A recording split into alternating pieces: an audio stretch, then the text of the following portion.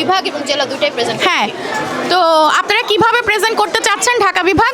তো আমরা হইতেছে গিয়ে ঢাকায়া, আমরা হইতেছে গিয়ে মানুষগুলো খিলাইতে পছন্দ করি এবং আমাকে দিল হইতেছে অনেক বড়। তো আমরা হইতেছে আজকে ঢাকা, পুরান ঢাকা এবং নতুন ঢাকা দুইটারই প্রেজেন্ট করতেছি।